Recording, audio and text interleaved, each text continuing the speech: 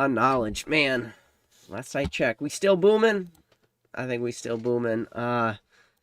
What's going on this week? Oh, tomorrow we got Glory the Team Rocket going out.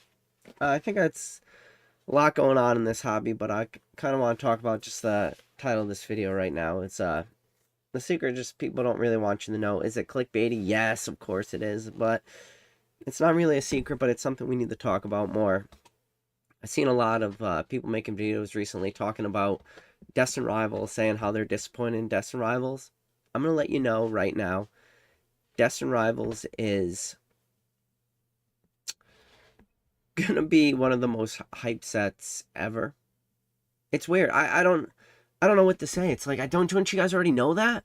Like, Destin Rivals is already that good. Shout out to Tap for the 5 PK memberships. But, like, just think about what I said. Like, Destin Rivals is it. Like, I can't believe I have to come on the channel and tell you guys that it's going to be good. Like, everyone should already know that. Destin Rivals is going to be good.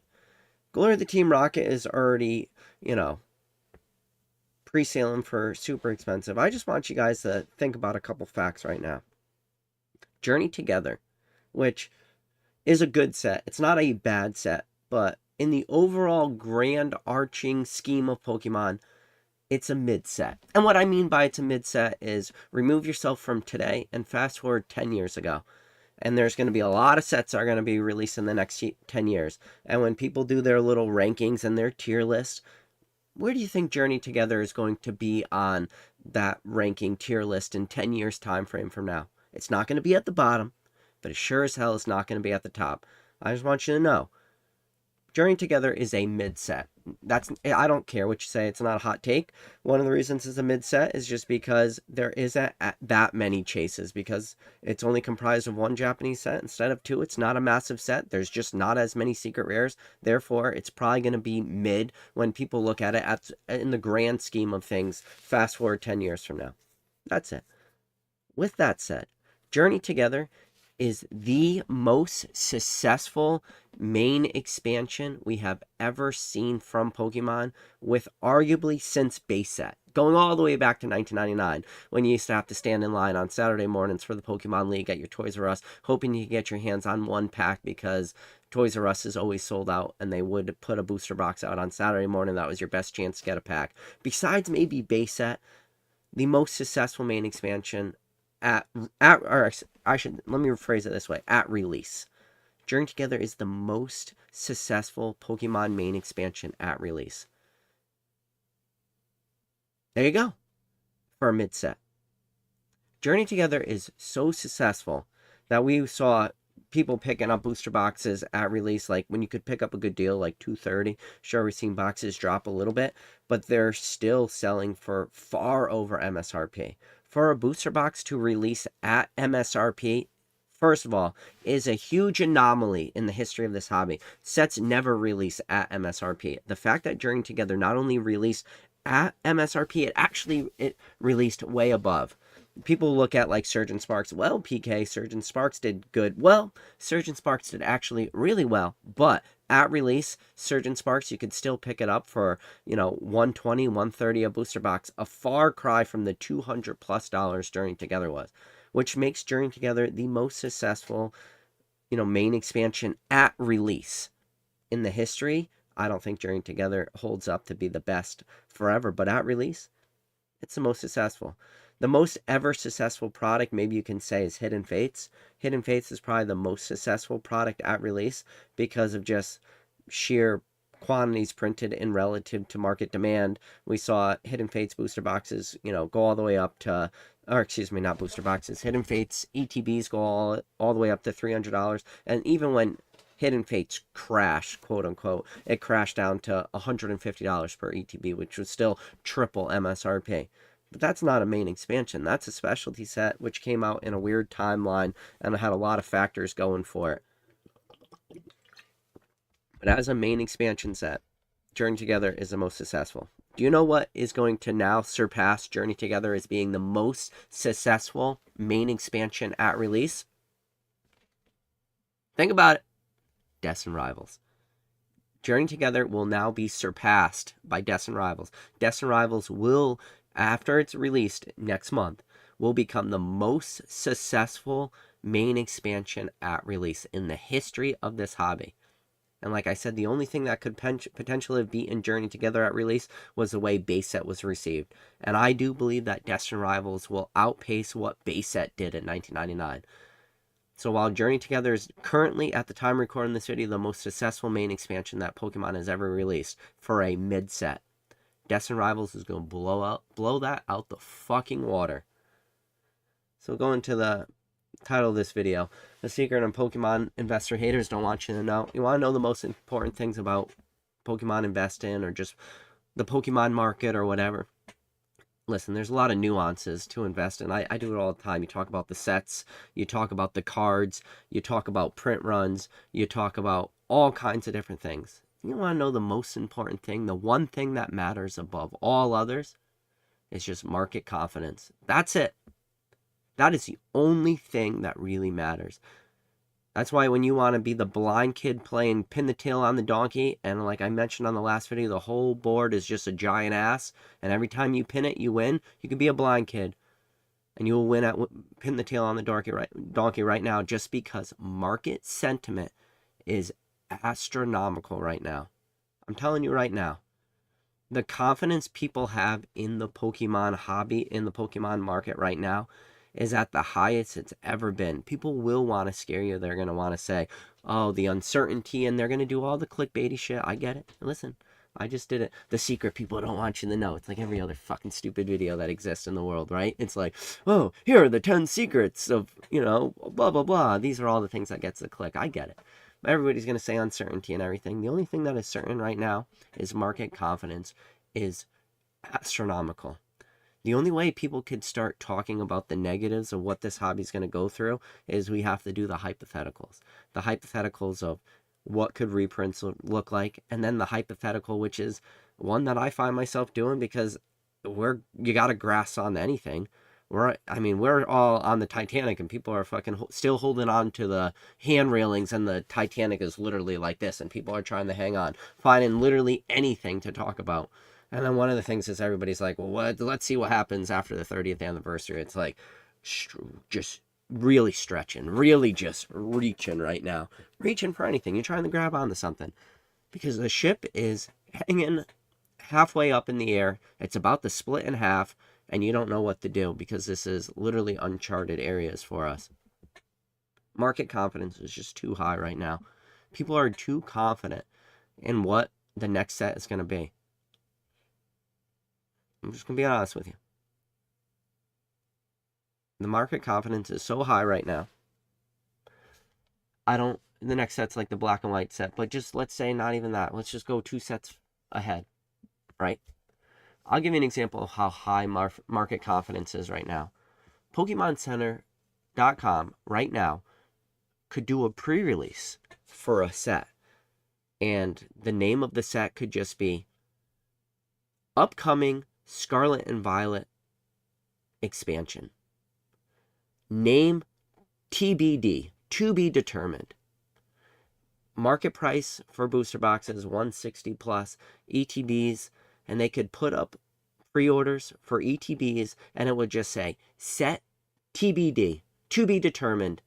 And they could literally put a stock image of the Pokemon question mark. Guess that Pokemon. But instead of an ETB, it's just that same image, but a big question mark over the ETB.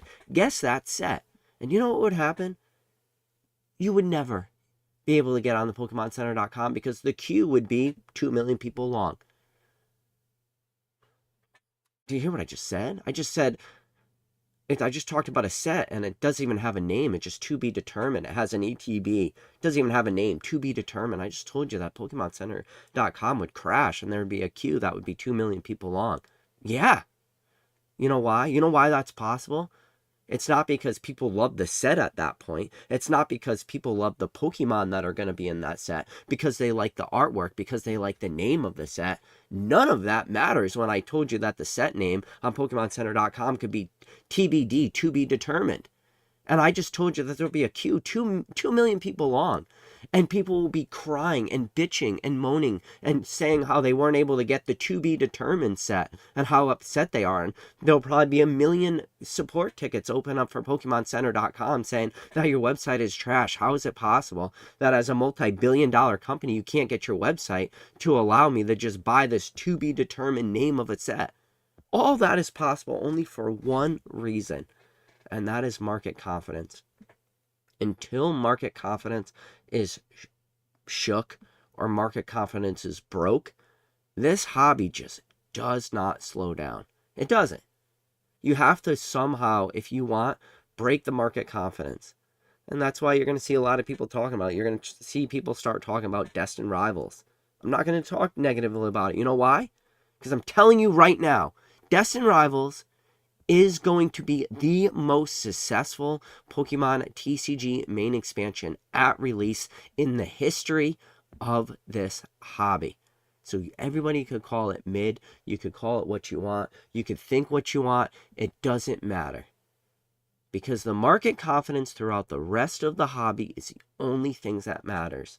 And the market confidence is just too high. People could call it mid all they want. It's not a mid set. First of all, Heatwave Arena is such a strong set. You got that Ethan's Ho-Ho SAR, which is an absolutely beautiful card. That Ho-Ho alone is a super strong card. It could carry just that set along by itself. The Cynthia's Garchomp is another beautiful card. You got that Iono's Belly Bolt. People do like Iono. People do like that Belly Bolt. Those are 3 amazing SIRs right there. Cynthia's Garchomp, huge. Ethan's Ho-Ho, huge. Iono's Belly Bolt, huge. The illustration rares that are in that set, have you seen the Typhlosion? Shout out to Son of a Mewtwo. I appreciate you being a member for 13 months. Wow. And he gifted 10 PK memberships, Son of Mewtwo. I appreciate you. And then you got a beautiful illustration rares, like I mentioned, with that Typhlosion. And it's a solid set. And then what, you're going to go in the Glory of the Team Rocket, and then you're going to start dumping a Giovanni's Mewtwo into the set. You're also going to dump that beautiful Nidoking in there. You're going to have that Meowth card. You're going to have all these awesome cards that you're going to put in. Okay. What does that all line up for? Lines up for absolute freaking gas. What are people mad about? Because there's going to be an Orbeetle? What are you smoking? That Orbeetle's awesome. It's got a freaking Team Rocket grunt in it. That is an awesome looking card. I'm sorry, because you don't like Orbeetle? Guess what? You know, a lot of people like the Deoxys card from Crown Zenith. And you know what is sitting, like, floating above the Deoxys' head with the beautiful, like, you know, what is it, Saturn or whatever artwork in the background? It's a giant Orbeetle above his head. Like, sorry, people like Orbeetle. Glory of the Team Rocket is already the most successful Japanese main expansion set at release. It's one of the most, I mean, look at what it's selling for pre-orders. You know, we saw prices for 200, and luckily those prices have dropped down. You know, for a while they were above 200 at release. It's the most expensive Japanese main expansion we have ever seen in the history. Think about what I'm saying. Talking about a historical timestamp of this hobby. A historical timestamp of a hobby that has been around for greater than a quarter of a decade. There's a lot of people out there are entering into this hobby who aren't even 25 years old. There's a lot of people that are going in real deep and weren't even alive in 1999 when the last, you know, major main expansion came out. What's going on? What are people doing? What do you? Is it just trying to get the clicks? Whatever. If that's the game you're trying to play, if you're trying to kill market sentiment, I don't think it's working. Market sentiment is too strong. Glory of the Team Rocket is doing too big of things right now in Japanese. And Destin Rivals, when it comes out for English, is just going to shatter the way we understand the hobby.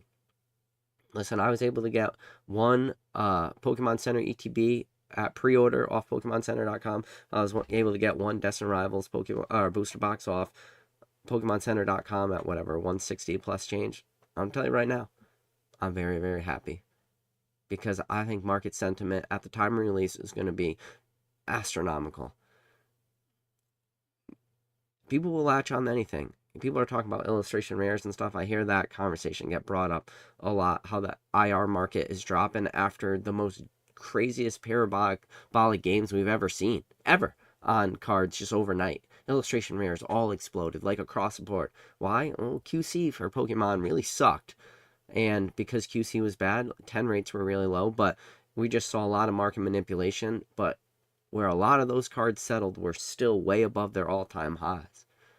And like that's what people are looking at. I'm sorry for everybody out there. I know people want things to come back to normal, and while I do believe they will, I just don't see it yet because I do see the market sentiment.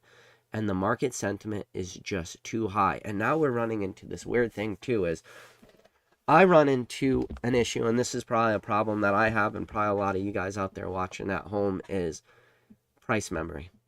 Right now, one of the things that I'm struggling with most, and most people out there, is you're probably struggling with price memory. It's the same thing we all went through in 2020. We all struggled with price memory. Remember then?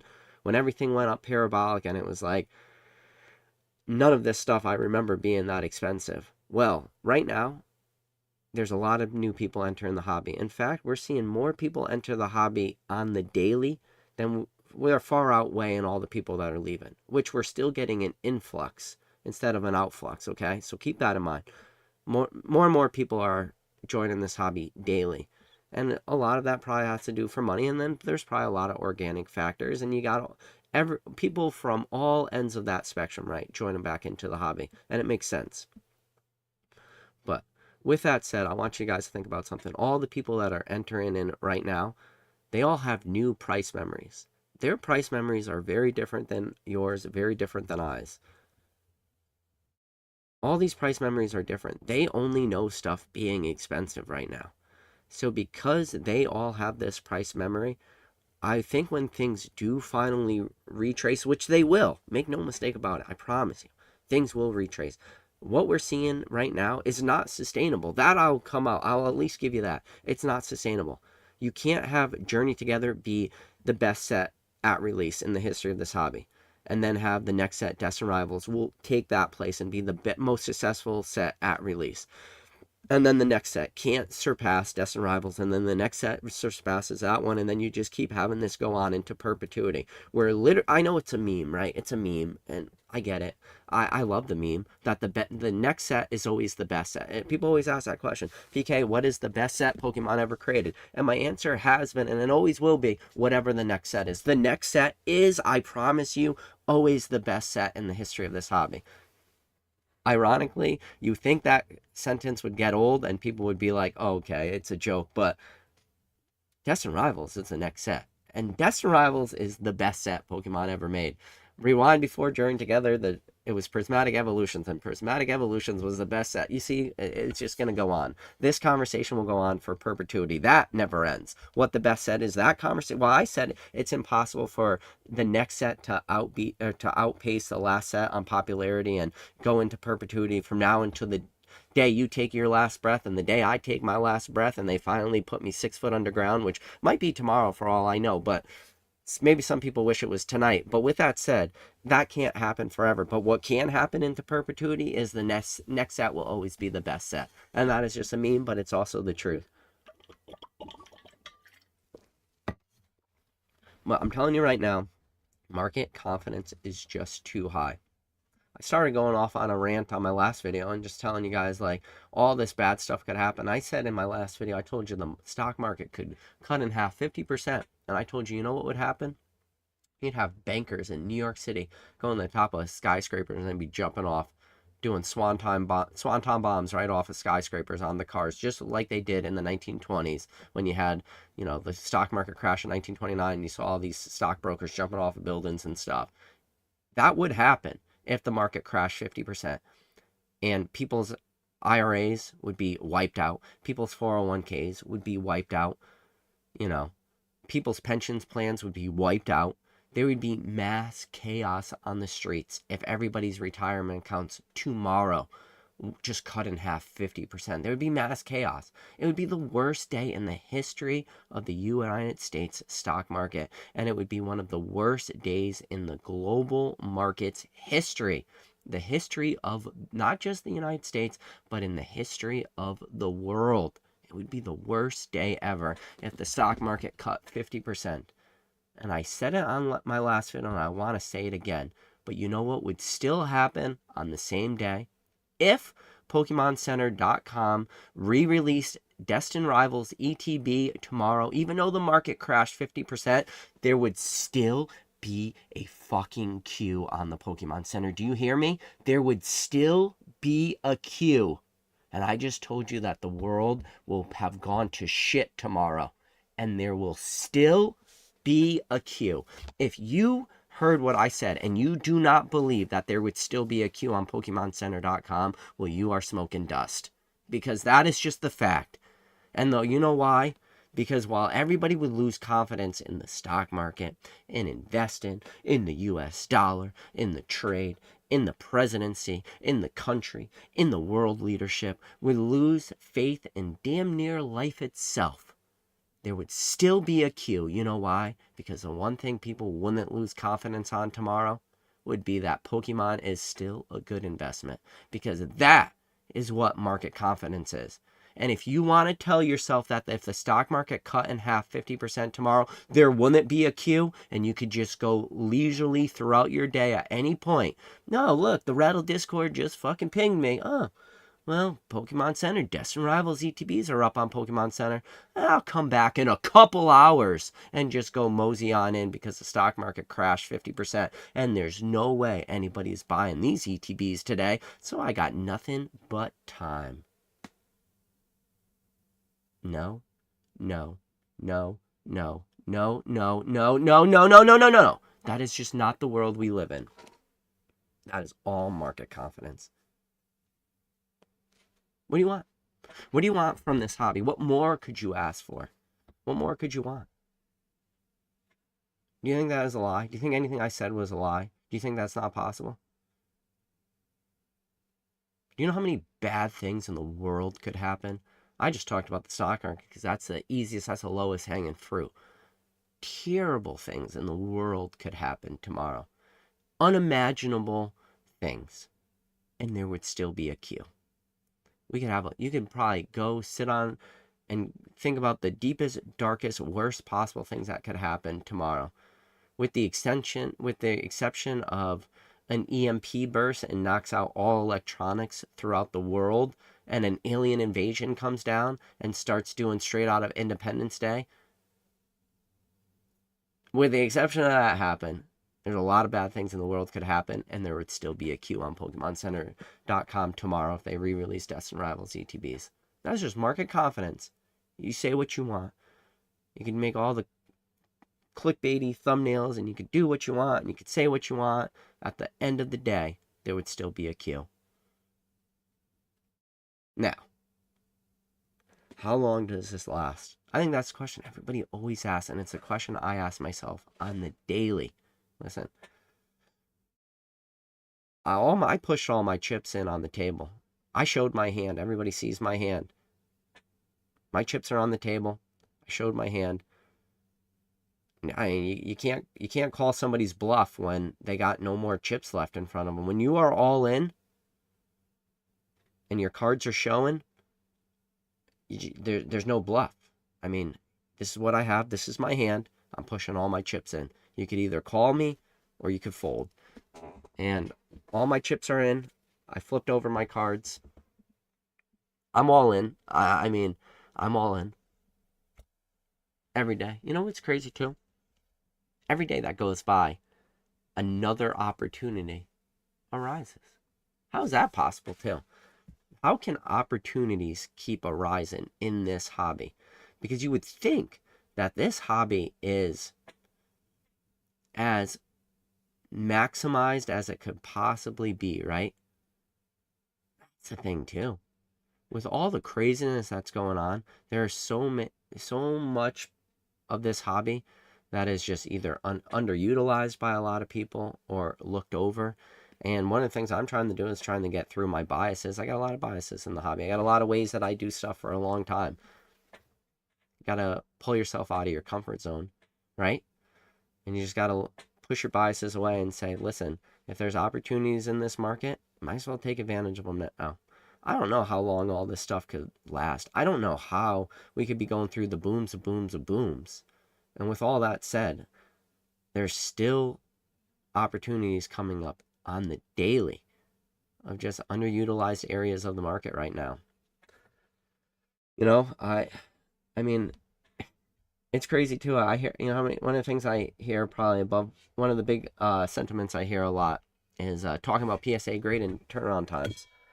Thing I hear about PSA grading turnaround times is how long they are, and I just keep having to tell people, I'm like, 65-day turnaround time. We could do that shit standing on our head. If you guys were around in 2020, it wasn't no 65-day business turnaround time. It was a 2-year turnaround time. So I'll take a 65 business day turnaround time at PSA opposed to my 2-year turnaround time I had. But no, it's just, there's so many areas of the market. But listen, it's I've been watching the auctions. I thought I could go try to do some plays, go pick up some cards real cheap. I was like, oh, I had some time today. So I was just scraping eBay. What I used to do. Just, you know, I got a couple key terms that I like to use, and I was like, I'm just going to scrape eBay with all my old terms I used to use, and let's see if there was any, like, good options to do. And then I was like, let me try to catch up because I'm outdated on current market prices for a lot of stuff because I haven't been following the market and really on the daily, which is something I used to do on the daily, but now I'm a week, a month, sometimes 2 months shy on my price points for a lot of stuff. So I have to look at most recent sales. And I'm looking at most recent sales and I'm like, wow. The most recent sales, the sell-through rate on some of these cards, especially, you know, I'll use like Z and G and stuff. I'll use Fanatics Collect. I'll use all these, just kind of look at like current market prices, current sold, and charts are still going up. And then I'm looking at sealed product. It's funny, I could see where some sealed product is stagnated. One of the things that I watched is Chill and Rain. I watched this Chill and Rain has stagnated for a while, but I've just been watching, looking at like things that I think are the best buying opportunities, things that I think are just going to go the way of the dodo too. The things that are just going to very, very quickly start to evaporate. One of the things that I think is going to quickly start to evaporate, just kind of Crown Zenith. I think that's a big one. I think that's a big glaring one. Crown Zenith is about the supply that's on the market is getting evaporated pretty quickly, and I think the days of acquiring Crown Zenith are coming to an end very, very soon. And then I've been watching 151 really intently. I think 151 is going to be one of the biggest, most important opportunities that could be taken advantage of right now if 151 doesn't see any sort of substantial reprint. I mean, 151, what is that? Scarlet Violet 3.5? Getting old at this point. Prismatic is so in demand. Journey Together is still in demand. Surge and Spark is still in demand. Destin Rivals, forget about it. Destin Rivals is going to be in so much demand. And I told you, at release, it will be the most successful product, most successful main expansion that Pokemon has ever put out. That's going to be in so much demand. I wonder if the days of 151 are coming to an end, and if that's going to start coming to an end, I could see 151 being a super big opportunity, even at these crazy high price points, you know? There are, I'll tell you what, I'm not acquiring positions. I'm not acquiring positions in Journey Together. That is the one I'm not. I got one case right now that I'm sitting on. That's it. One singular case of Journey Together. And literally, the only reason I'm currently sitting on it is because I sold my other case during one of our streams that I had on with Dan on Fanatics, and Dan just replaced the case that I sold. Instead of paying me out for the case, he just replaced the case that I sold, and it just got delivered to my house today, I believe. Or at least I got 2 boxes from Dan. I'm pretty sure that Journey Together case is in there. And that is the only reason that I'm sitting on a sealed case of Journey Together, is that one case. And, listen, this market is doing crazy things.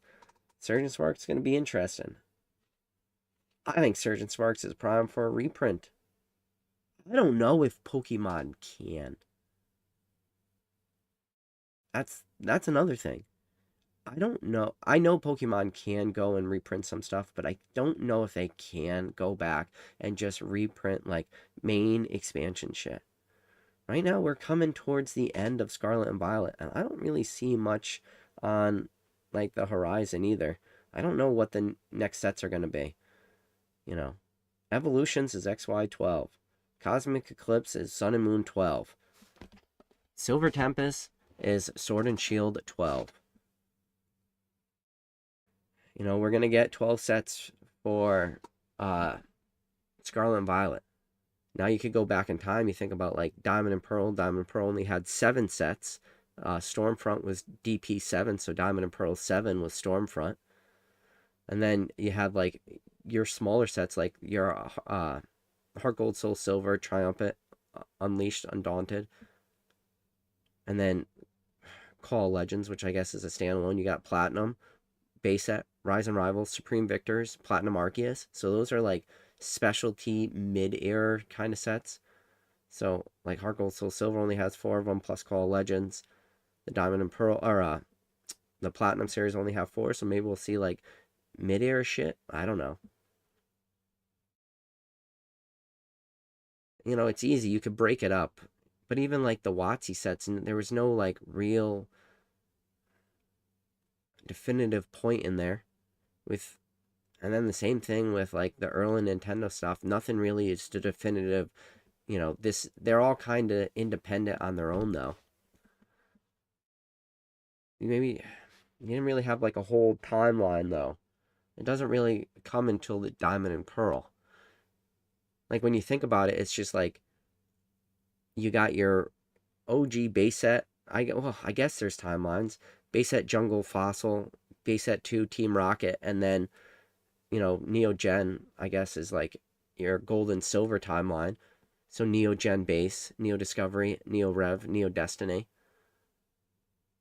I guess. But like even because before then, you know, with like Gym Heroes, Gym Challenge, like they would still be part of like Red and Blue because they're not introducing any Gen 2 Pokemon. Really, I guess it starts at the Neo Gen. So you eliminate the gyms before the Neos. So like, and then you don't really have a game until Fire Red Leaf Green, which is just a remake. Well, I don't know. I don't know. It's going to be interesting what the next sets are, but that's a little tangent. That's just more me trying to think out loud. But yes. Anyways, that is my normal PK rant for the beginning. Listen, that was a short one, just 32 minutes. I'm just telling you, market confidence is the thing that matters most. Market confidence is what's going to drive this hobby for the near term. You need to if you want this hobby to really slow down, you need to somehow break market confidence, or you need to at least put worry in people. That's why I literally just said, like, if you just put the to be determined booster box and to be determined ETB on PokemonCenter.com, there will be a queue for who knows. Full MSRP. No bells and whistles, no nothing. You won't know a single card in the set. You won't know the name of the set. Just to be determined. There will be a queue. And it will sell out instantly. I don't know. I mean, in order to break market confidence, you have to have crazy reprints. But the reprints to break market confidence can't be single set reprints. It has to be market wide. Because people, even if you could somehow reprint Prismatic enough to get it down, like, there's only so much printing capabilities. Not only are you talking about market confidence, I'm seeing, it's like that saying, rising tides lift all ships. Well, rising tides aren't just lifting all ships, they're lifting all TCGs. I'm watching across the board. Like, just back to 2020 timeline where, like, everything's going up. I'm a big fan of dead TCGs. I can't even pick up dead TCGs anymore. Like, people always freaking make their way them, like Marvel and stuff too. Always these little onesie twosie things I'm trying to pick up, I can't even pick up because the market just never even drops on some of this stuff. Even this stuff where I'm like, there's nobody watching this right now. Oh, this will be a buying opportunity. And then stuff just sells for over where I'm willing to pay for it.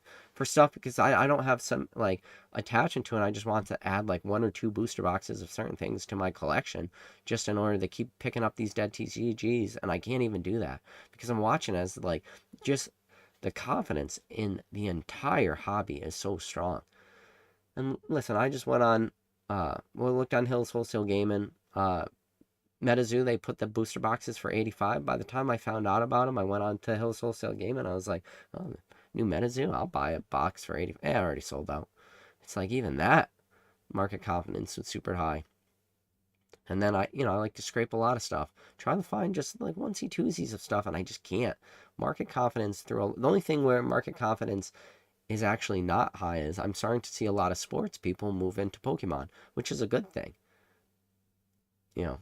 People are going to start back in the winter too. And Pokemon right now is just so undeniable as the winner. It's hard to say any negative towards it. So we'll see. Listen, forever is a long time. But the short term is not. 2 years is not. 3 years is not. 2020 feels like yesterday. It does. It feels like yesterday.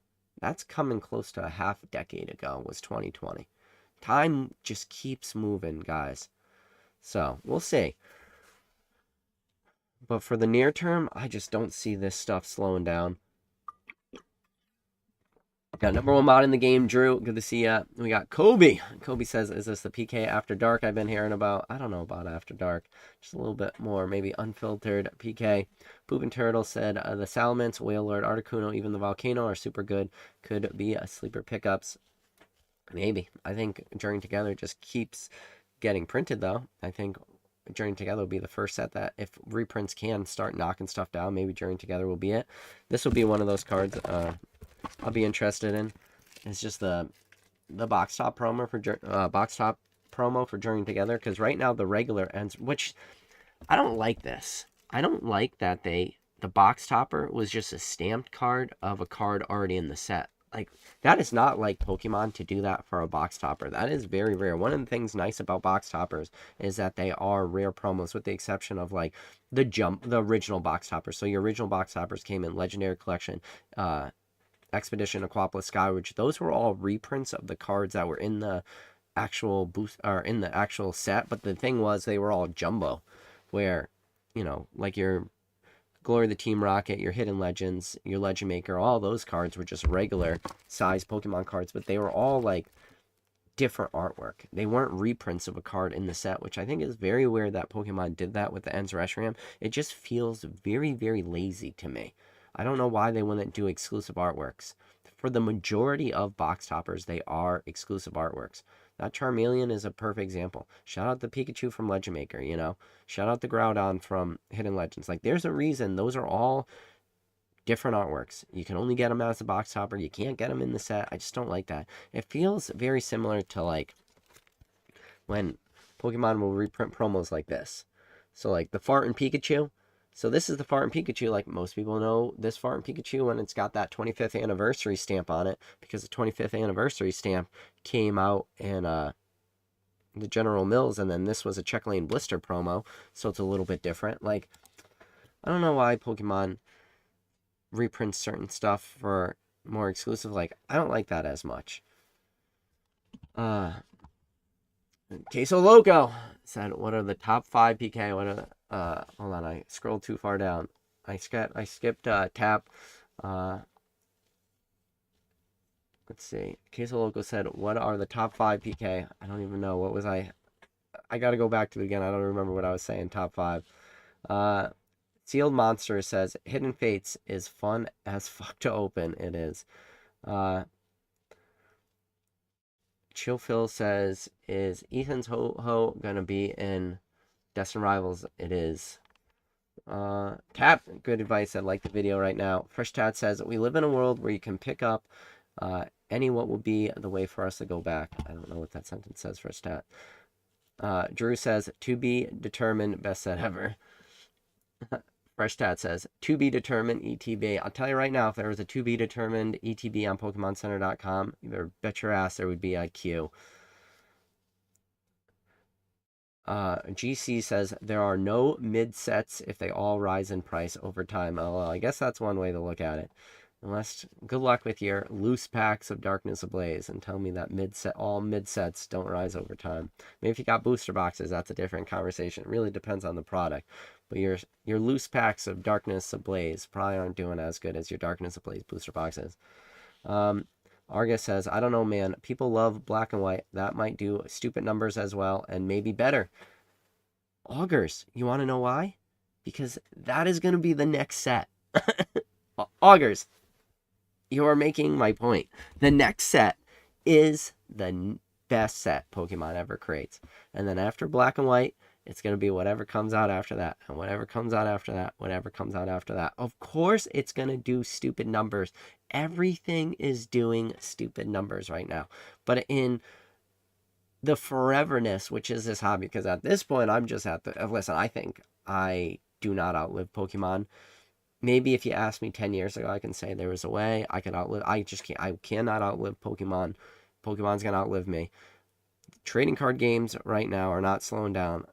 Definitely. I mean, I look at sports. Sports, you could go back to like the Cracker Jack box and your shoeless Joe Jacksons, and baseball cards are still around after 100+ years, and people are still chasing their Babe Ruth. And it's like, okay, well, people are still chasing Babe Ruth today. You could have some Babe Ruth cut signature out of some check that Babe Ruth signed a check in 1931, and somebody got their hands on that check. They used a pair of scissors, cut that, Babe Ruth signature off of a check. They've now put it inside of a card, and it's still worth tons of money, which means when the hell did Babe Ruth even die? I don't know. 1940? Was he even alive? I don't know. 1937? Whenever the hell Babe Ruth died.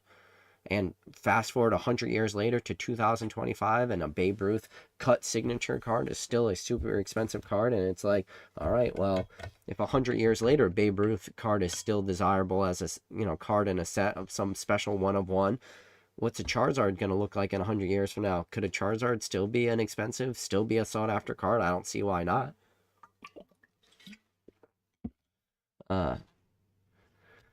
So Chill Phil says they're going to have another light Pokemon set to go along with Destin Rivals. There we go. Queso Loco says, I like this PK. Queso Loco, I appreciate you, buddy. We got Pokemon Classics in the chat. Pokemon Classic, good to see you, buddy. Pokemon Classics will tell you. As long as market sentiment is high, this hobby's going to be booming. Curious Collectible says that Orbeetle is just leading his master out of the spotlight. There you go. That's all. We got PokeKid. GC says Orbeetle is he said Orbeetle is gay. Not gonna lie, I don't know about that, GC. I don't think Orbeetle is, unless you mean he's happy. Then yes, he is a very happy Orbeetle. Roxy says this Destin Rival set is A++++++. Cannot wait. GC says I paid $300 for a Destin Rivals booster box and ETB bundle, and you know what the thing is, GC, at any point in the history of this hobby, that would have been a really, really stupid buy. You're probably going to do okay. Think about that. You're going to do okay buying a booster box and ETB at pre-release for $300. Those words have never been uttered in the history of this hobby. Probably before today, at least on a YouTube channel, where you could pre-order a booster box and ETB at $300, and you'll probably do okay. Now, the long term of Destin Rivals, fuck if I know. But on the short term, you're going to be okay. Which is crazy. That is crazy. Now, if Destin Rivals does go down at release, very similar like Journey Together went down at release, like, you're still going to be okay. Because what? Destin Rivals went down to $220. ETBs went to $60, $70. So what is that? Like $280, you'd be down $20. Like, you're still okay. And that is, I don't know. Do I see Destin Rivals dropping at release? No. Nope. Don't. Not even a little bit. I think Destin Rivals is going to be really, really ugly at release. I think it's going to be a bloodbath, and it's going to take a while for restocks to start to quell the demand for Destin Rivals at release. I don't think we've seen anything yet. I think Destin Rivals will be the most scalped, most fought after. You think that videos are bad now, talking about Prismatic. I don't think Prismatic could hold a candle to Destin Rivals at release. I think it's going to be ugly. It is. People are going to be fighting for that. You're first to market Giovanni's Mewtwo. All the people out there, all the people that said that Giovanni's Mewtwo is a mid card, All those people are going to eat their words. Wait till you see what the first to market Giovanni's Mewtwo's do. They're going to be wild. You know, I saw some Lily's Clefairy's first to market $1,300. That's a stupid price, but doesn't matter. That I think it's a stupid price, $1,300 for a Lily's Clefairy first to market. People were buying it. You think that's crazy? I think it's stupid. The first to market Giovanni's Mewtwo's are gonna be wild. There's gonna be so much money to be made. At $300, if you get big hits, there's going to be EV in Destin Rivals. There's going to be an expected value if you get a decent booster box.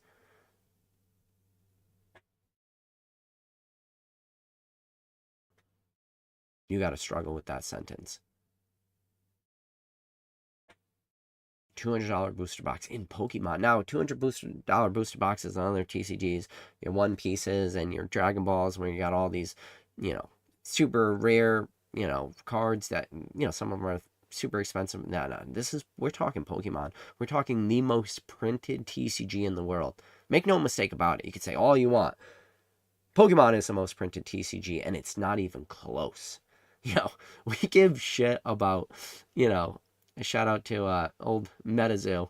When MetaZoo printed 100,000 booster boxes and it crushed the price of MetaZoo and it brought MetaZoo booster boxes down to $10. If Pokemon only printed 100,000 booster boxes of a main expansion, we would see $4,000 booster boxes at release. Maybe $5,000 booster boxes if there was only 100,000 booster boxes printed of a Pokemon main expansion. Like, that is the difference between Pokemon and all other TCGs. There is so much more Pokemon printed. I promise you. If we only saw 100,000 booster boxes of main expansion for Pokemon, it's a $4,000 booster box because the demand would be astronomical for the amount of supply. When you got 2 million people in the queue and it's like, all right, well, we got enough for 100,000 people. Oh, and only 100,000 people throughout the entire hobby, all the LGSs and all the Targets and all the Walmarts and all the everything. Maybe, you know what? Maybe I'm on the 10,000, maybe $10,000 booster box. Hell if I know. If Pokemon only printed 100,000 booster boxes of a main expansion. Like, you don't realize the numbers we are talking. Like, it would be fake numbers. So, with that said, Pokemon prints so much more than everything else. So to have, you know, some super expensive cards in Pokemon just because of the sheer supply of this stuff. You got to remember, nothing in Pokemon is inherently scarce. And it all depends on how you determine what is your reference point for what the word scarce means. There's a lot of everything. Every single chase card, there is a lot of. Every single pack, there is a lot of. Every product, there is a lot of. Every single booster box, there is a lot of. But you know what else there's a lot of? Of just people that want this shit. So as long as it's simple economics, I'll literally save you a couple $1,000 for going to economics 101 in college. As long as supply outweighs demand, prices will go up. And you know what? Even though that supply is really high, the demand is just that much higher. Therefore, prices go up. We got Prey. Prey says, is this not the new norm? Are you not entertained? This is just the new norm, at least for now. That's scary words, too. The new normal. Those are dangerous words, the new normal. It's the world we live in. Listen, adapt or die. You know, succeed or fail. There are certainties in this hobby. Sometimes you just gotta adapt or die. The way my business has adapted over the last couple years, where I pivoted to, where I am right now today versus where I was a year ago, versus 2 years ago, versus 4 years ago, versus 10 years ago, versus 15 years ago. So much of adapting has gone on. And it's just utilizing the market. It's like when one door shuts, another door's got to open. You got to figure it out. And even if that door isn't really open, if it's just cracked, sometimes you just got to freaking kick it open. That's it. Son of Mewtwo says, market isn't changing until at least the 30th anniversary. Speculation alone keeps prices high. But that's it too, Son of Mewtwo. It's like, until at least the 30th. It's like, what happens after the 30th? Like, what drives down demand? I say it all the time, and it's a broken record, but you know what? There are a lot of new people learning, finding this channel for the first time. I say it all the time.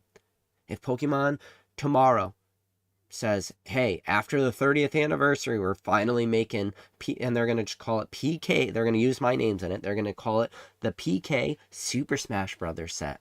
And every single card is just Pikachu wearing a Link outfit, Charmander wearing a Samus outfit. Just all the Pokemon characters with all the Nintendo IPs, and instead we've already seen it with the Mario Pikachu. We know they could do it. The Mario Pikachu has already happened. Pokemon could do it if they want it. Nintendo owns the rights to Super Smash Brothers. They could do it.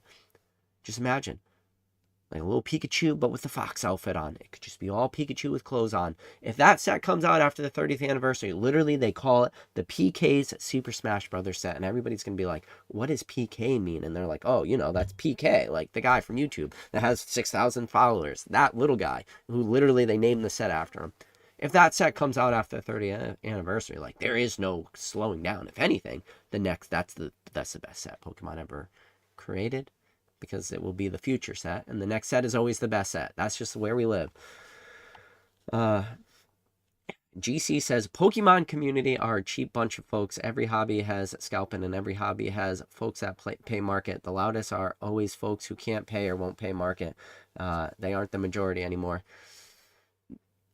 I disagree with that. I would say that the majority of the hobby do not have as much money, GC. So I would say, if you said, like, well, what do you mean by that? I would say the majority of the packs, majority of all Pokemon product does go through big box retail. And big box retail does usually deal within, like, between 1 and 10 pack products.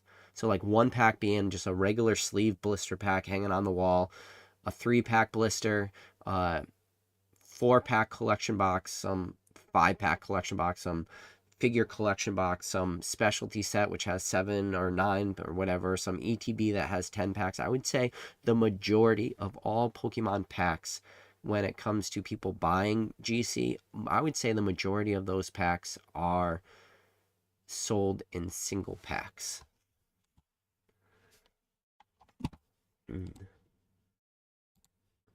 Let's see. Chillphil says, reminds me of the ending of the Rick and Morty episode with the train. Or the Rick and Morty episode with the train. I can't remember that one. Fresh Dot says, I remember when Pokemon Go was going to be the next best set. Twin Turbo says, adult size Pokemon is all the elementary kids talk about right now, and it's banned at schools. Not Mickey, not Star Wars. It's all Pokemon. That's it too. It's one of the things I talked about before. You know, when I was a kid, Pokemon just wasn't cross-generational. It wasn't a thing. Yeah, sure, child, Mr. Gary King Pokemon. Maybe there was one adult, you know, dealing with Pokemon. Maybe your E-Birdmans were dealing with Pokemon. But for the majority, like, my mom bought me Pokemon cards, but it wasn't cross-generational. My mom bought me Pokemon cards because she enjoyed it. The same way as my kid likes Blippy, the guy with the hat. I don't know who Blippi is, but my kid likes Blippi. So you know what we did? We bought him like a Blippi doll at whatever, Target or something. Or maybe my wife got it on Amazon. I don't know where she got it. We got a Blippi doll. I don't know nothing about Blippi. Blippi is not cross-generational. I could care less. That was the same way when my mom bought me Pokemon cards as a kid. Pokemon cards to my mom was the way Blippi is to me as an adult. It's meaningless. It means nothing. It's fugazi. It's just to make my kid happy. The difference is now is that Pokemon is cross-generational. There are so many parents out there on the daily making new memories with their children about Pokemon. I just want you to think about that every single day. So Roxy Boxy says, I like that take. New people don't have the prices in their head that me and you do. They have only seen the expensive packs, so it's normal to them. Haven't thought about it that way. No $100 booster boxes. Well, that's the thing too. So even when prices do start to stagnate, I think that there will be people that will have such ingrained price memory of the new highs that when we see our new lows will still be higher than our old lows. Because what people today will see as a discount versus what you and I see as a discount will be drastically different. And that's the thing too, is like people don't realize if this hobby where the new releases of a booster box, if they're selling at 140 at release, which 140 for some people out there, they're going to hear 140 and think that that is a discount of a set at release. For the majority long term, in fact, for 90% greater of this hobby, and no, greater than 90%, with the exception of like 2 sets, with the exception of maybe 3 sets, maybe 4 sets, whatever. For 90% of this entire hobby, if a set is selling at 140 at release, that is one of the most expensive sets in the history of this hobby. Those are like back to the days of Frosted Caribou. Oh my God, think of the children videos, because booster boxes were 140 at release at the time of her video. That is that is not the norm. But for new people, they'll see 140 at releases and they'll think prices are crashing. And that's the thing. There's so much money that will be made at 140. Like, if booster boxes are at 140 at release, everybody's going to eat. That is a good day. If you are a seller of Pokemon cards, you will be very, very happy. If new lows are 140, 130, it's even at the 120, it's okay. Like, it doesn't really get dark until you get to like that 110, 115. 120 is not perfect, but it's not. You'll make it. It's not going to be fun, but you'll make it.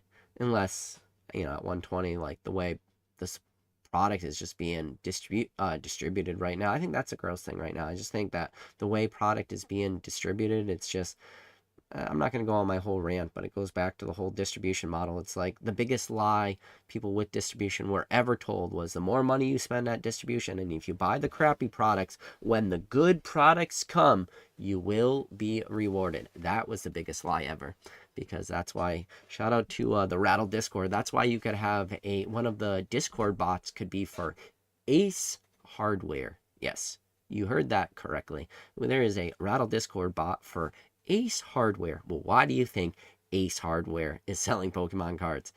It's probably not because Ace Hardware was building up their distribution this whole time. It's just because they're a big account. They're able to get in with distribution. And how many Ace Hardwares exist throughout the country? Every single one of those gets a booster box. And it's like, well, how many of those booster boxes could have went to people that actually had accounts? How much is acehardware.com getting? It's like, well, enough that there's a bot in the RAL Discord, and it's like, oh, okay. Well, if your Ace Hardwares can get booster boxes and ETBs and packs, it's like everyone could. If there's money to be made, people will get them because they'll sell companies are just going to sell whatever they can make money on.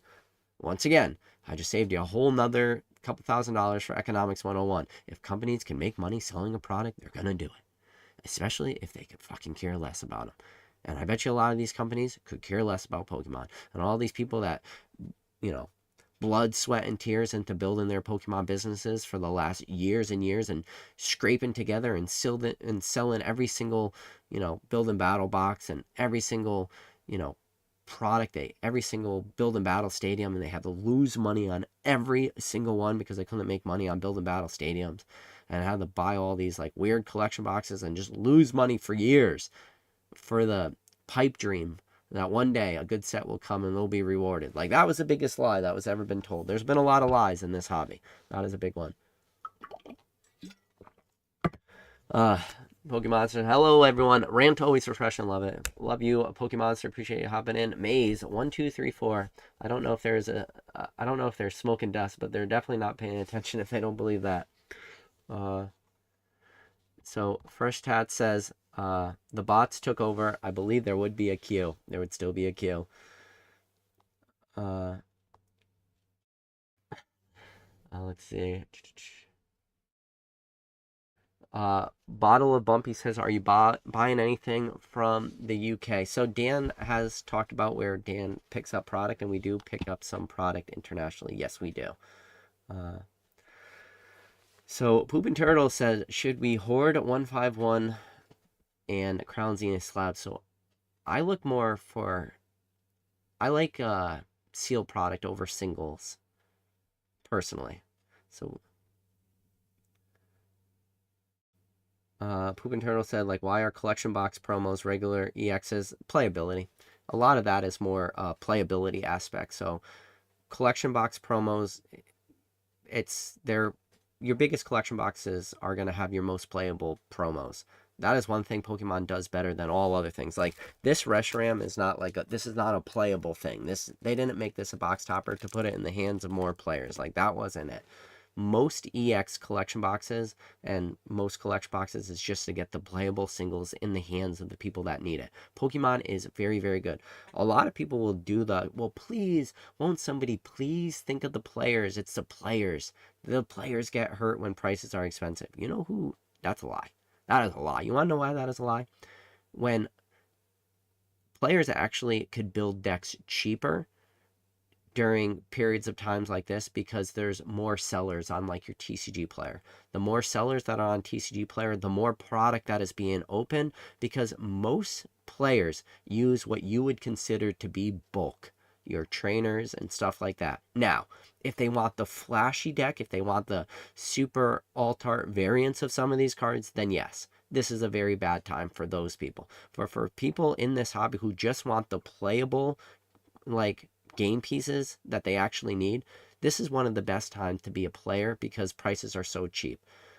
You know, like, you could ask people that played the bulk grinding route back in the day. Shout out to the Rusty TCA Gamins. Shout out to the Danny Phantoms of the world. When you had Rusty TCA Gamin, grinding, singles on eBay for Plasma Blast, and when think about those were the sets that Rusty was opening: Plasma Storm, Plasma Freeze, Plasma Blast. He was grinding, selling singles of those sets. Those singles were very expensive in relative to the sealed product, because there just weren't as many sellers as there were for bulk as there is today. Ask Danny Phantom. I say, Danny, how many $50+ playable cards existed in the history of this hobby? The amount of $50 playable singles that existed in the history of this hobby are very, very, very high. That number gets very, very low when you start talking about at release. What were the expensive $50 playable singles from Sword and Shield, and what were the expensive playable singles from Scarlet and Violet? When you start to talk about the high dollar amount cards, the prices actually drop really, really fast, because Sword and Shield was super abundant for playable singles, and Sword and Shield. As long as you don't want a flashy deck, you can build super cheap decks right now. This is actually the best time to be a player, because the inventory is out there. The TCG player listings are in quantities. The bulk sellers are there. There's more bulk sellers today than there have been at any point in the entire history of this hobby. That is a very good thing. That is one of those big lies that goes on. There's a reason why you go back. So I mentioned, Scarlet and Violet. I mentioned Sword and Shield. There's a reason why you could go back and look at, like, the Shaman from Roaring Skies. And, people talk about, oh, Roaring Skies, a reprint and everything, and Roaring Skies booster box being expensive. It was like, well, because the Shaman at release was super expensive. One of the things I don't hear enough people talk about is the Shaman was reprinted. It was in a special collection box, and the price of the card did go down, and that doesn't have anything to do with the reason of the reprint of Roaring Skies crushing the price. It was literally because Pokemon never puts out press releases saying we're not reprinting a set, and then they reprinted Roaring Skies. That is the big difference right there. I hate that the Shaman always gets brought up in the conversation, because the Shaman did have a promo in a collection box. The price of that single had already started dropping. That's not the reason why the price of that box crashed. It was because Pokemon went out of their way to say, hey, we're not reprinting this, and then they did. There is a difference there. Trevor said, PK, fix your mic. You're so quiet. Trevor, honestly, man, I went back and I did see that comment. I went back and I listened to my live. It sounded fine to me. I'm not sure, man. Trevor, unfortunately, this is it. This is the new volume. I do understand if the volume is too low for anybody, but this is it. I have increased it a few times. Son of Mewtwo says, PK, what's your favorite Destin Rivals card now that they are all leaked? Let me go look. Let's see. I don't want to leave one out. Let's see. All right. let's share this screen. Let's share this screen. All right. What is my favorite one? All right. Team Rocket Spy Ops? No. Ooh, the Houndoom.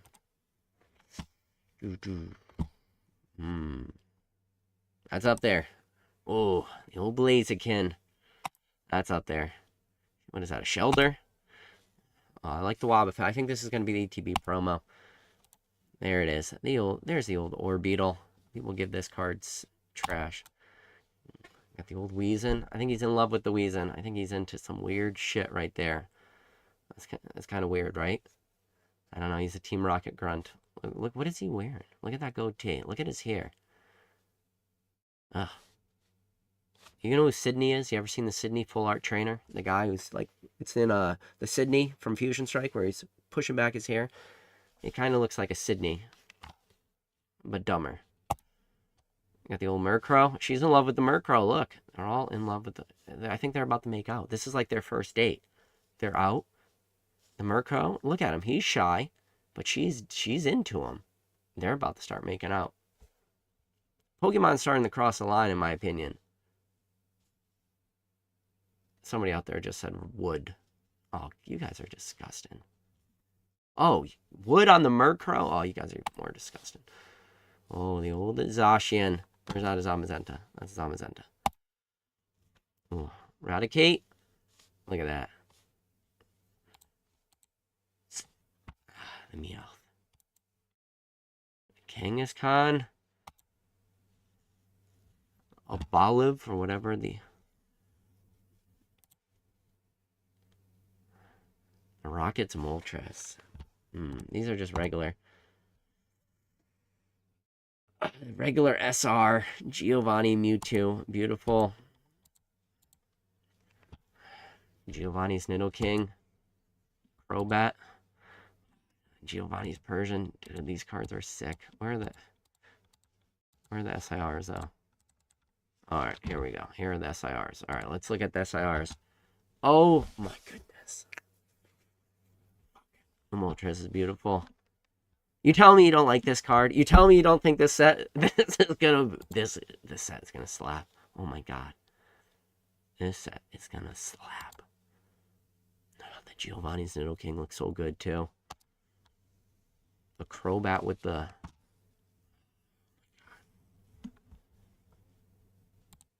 look at the full art trainers right now.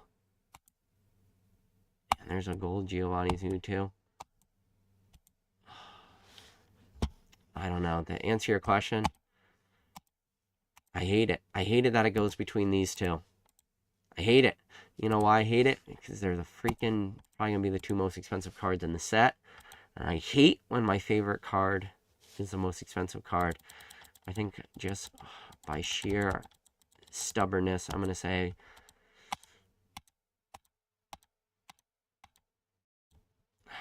maybe the Houndoom. I don't know, out of sheer stubbornness. I gotta be a stubborn person, son of Mewtwo. I don't know. Alright. I think this is it. I think this is it. I know. I'm that guy. Picking my favorite card being one of the most expensive. Oh, this is a bad day. This is a bad day in the hobby. This is how we know we are cooked. You guys are wondering, how do you know we're cooked? How do you know we're in a bad place?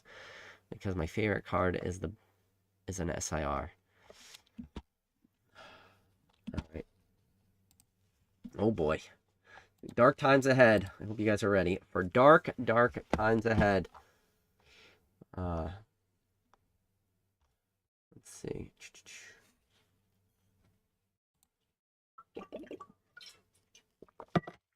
Let's see.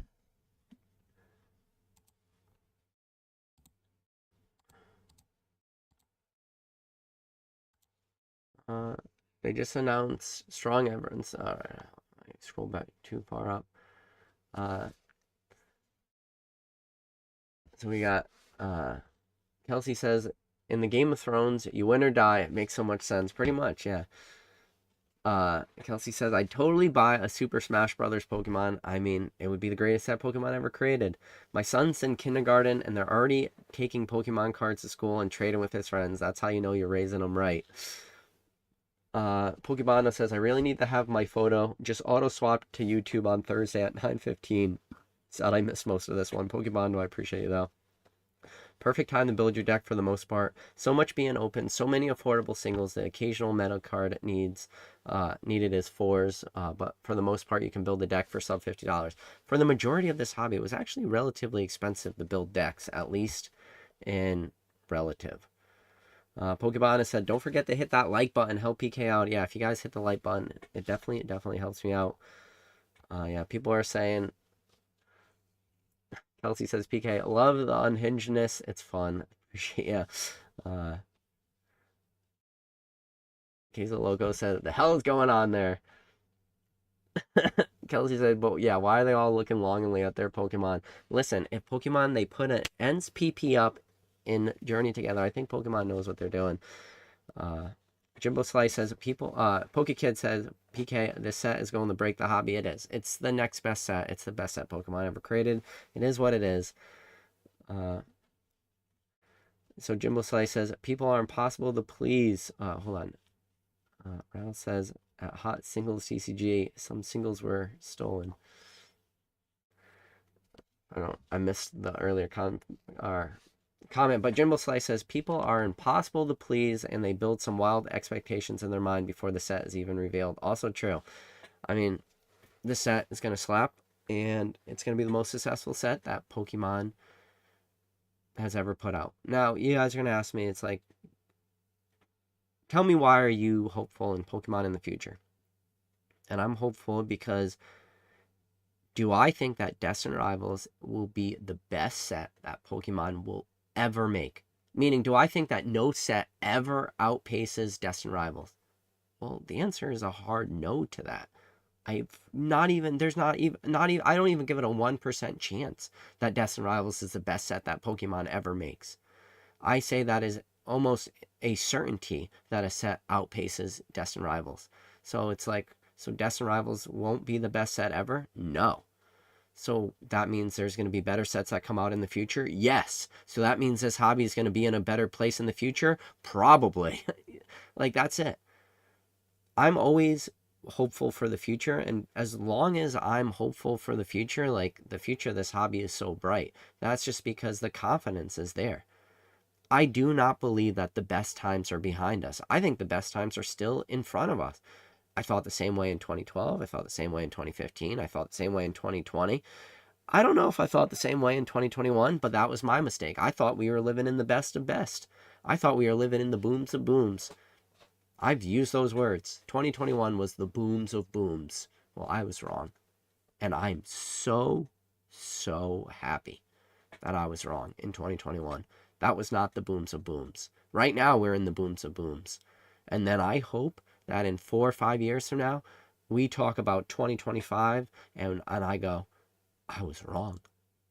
I called 2025 the booms of booms, and I pray to Arceus. Arceus, hear my prayers right now. I pray that 5 years from now, I go, yeah, I called 2025 the booms of booms. I was wrong.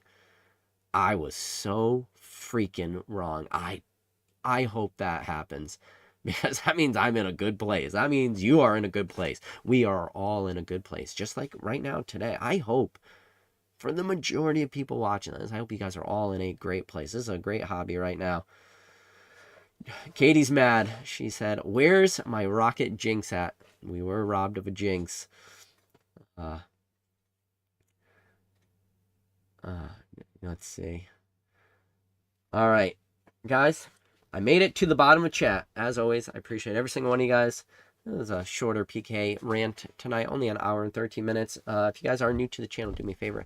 Hit that follow button. If you like this type of content, do me a favor. Hit the like button. It helps push this out, or video out, through the YouTube algorithm. Maybe people that are just learning about me could discover me for the first time. If you guys do want to support me, you guys could always drop into my Fanatics Live.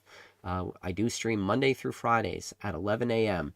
on Fanatics Live, and then I am live 5 nights a week, Monday, Tuesday, Wednesdays, Fridays, and Saturday nights. There is a referral link down in the description of this video for $25 off. If you sign up through the referral link, you get $25. I get a little referral kickback. It's win-win for everybody. But yeah, if you guys do want to talk to me more, you're always welcome to hop in. I am live 10 times a week on Fanatics, 1 time a week on YouTube. So I am live 11 times per week. My face, my voice. Some of you guys love it. Some of you guys hate it. And I probably understand more the people that hate it opposed to the people that love it. But as always, I appreciate every single one of you guys. Be safe. And as always, I'll catch you on the next stream.